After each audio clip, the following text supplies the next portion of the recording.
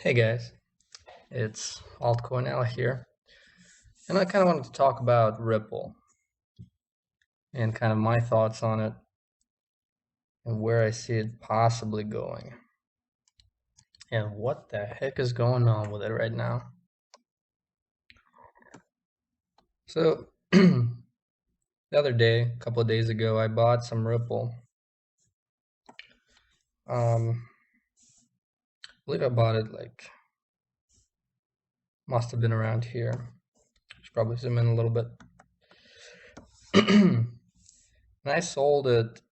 I sold it around 8,000 satoshis. Right, and I thought I was doing so well. I thought, wow, look at it. It is going down. I sold it right at the peak. I finally did something right. But this little dip right here, this little dip represents the pre-October for all the coins. In fact, yesterday Bitcoin dropped, down to almost 50% of its value, retraced that much. While Ripple only retraced how much?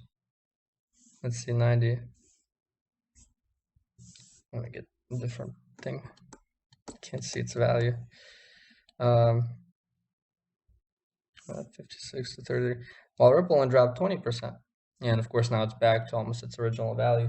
So in fact, selling it at the peak here, because I sold it for Bitcoin, was a dumb move. It wasn't exactly dumb, but it wasn't as great as I thought of a move as I thought it was. Because I was like, man, peak, perfect time to sell. Nope. So what's happening with it now, right? We noticed that it barely retraced back during the red October, but recently I was talking about the VIB coin, Viberate, and how it actually increased in value. So basically, any coin whose value fluctuates very little compared to Bitcoin is an interesting coin to examine. And Ripple, of course, a lot of people know about Ripple. Ripple is one of those coins. So what is happening with it right now? Where do I see it going? Well, first, let's look at its history. Let me zoom out all the way. Back in May, we had Ripple that reached, was at 23,000 Satoshi, right? That's huge. And here we have a Ripple that's maybe sort of starting to make a comeback. Let me let me take a zoom out real quick. Okay, so could Ripple possibly reach its previous levels of glory? It's a great question. Bitcoin cost a lot less back then, okay? And if Ripple doesn't change very much in relation to Bitcoin, is using Ripple to Bitcoin chart even the right way to go? Maybe, maybe not. But what I did notice is that maybe there might be a sort of almost like a fractal, right? If you look at this thing, we could potentially see a formation that is sort of similar in nature, perhaps not as amplified, but similar, right? That's what fractals are, similar but different. And then even if you don't look, way back when, let's go to 1 hour view. Just look at Ripple as it is. This is a very, very obvious Elliott wave starting to form, Elliott impulse wave. And so in the next few days, we can expect a sort of retracement, wave 3 retracement. Okay, sorry, wave 4 retracement. So I mean, Ripple could do anything in here, right? It can go back in on itself. It can do anything, but it is very certain that once it reaches the end of this sort of downward bullish flag channel, that it's going to go up. So our job, your job, is potentially to figure out when could it possibly reach the bottom. When can you get in on this dip, right? Because right now, don't buy it right here, right? This is the peak of wave 3, and perhaps we miscounted something in here, and it could go down at this point, right? So we want to find the dip of wave 3 in order to maximize our profits. So how do we do that? Well, we can estimate. We can use something called Fibonacci retracement, or potentially just the Fibonacci numbers. So usually wave 2 retraces to about 50% of wave 1, while wave 4 retraces to about 38% of wave 3. Okay. Oops. So where would 50% of wave 3 be? About right here. Right. This is the 50 percentile of wave 3. And we can see that it dipped at one point. There was a peak of this dip at this 50%. And this would have been nice to catch. And don't forget that all Elliott waves, they consist of even more Elliott waves. So in here we can see that there was another little Elliott wave, right?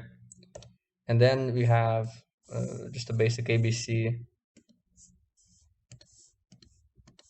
retracement, right? And so this thing is expected to land around here somewhere. Best case scenario. Likely case scenario is we will not see the C wave go below the 38% line.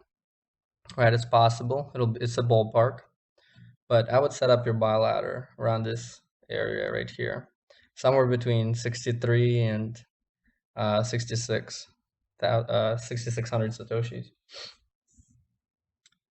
Because once it gets there, right, it might go down a little further. Don't be alarmed, but once it finishes this sort of retracement, right, it is going to skyrocket into its 5th phase. And this is where things will get interesting. Very, very interesting, I'd say, because if Ripple does not correlate and does not behave and is not affected, I should say, by Bitcoin's price going up and down too much, and we could see this wave going very, very high. Very, very high. But again, Elliott waves, they have some interesting properties. So wave 3 cannot be the shortest wave of wave 1 and wave 5. Here we can see that wave 1, it is a little bit shorter than wave 3. So we can actually expect wave 5 to then be a similar size to wave 1. And I'm using my fingers right now. I can't see to kind of measure these things. I'm not sure if there's a tool on here to measure the length of a line easily. But anyway, it's about yay high. So I would then set up my sell after buying at around, not sure what I just clicked. Let's go back to this thing. There we go. Huh. What happened? Must have clicked something. Anyway, there we go. It's like I lost all my changes. Huh. Is there like an undo button that anyway, regardless of what just happened, wait, maybe I can get back by clicking this enough times.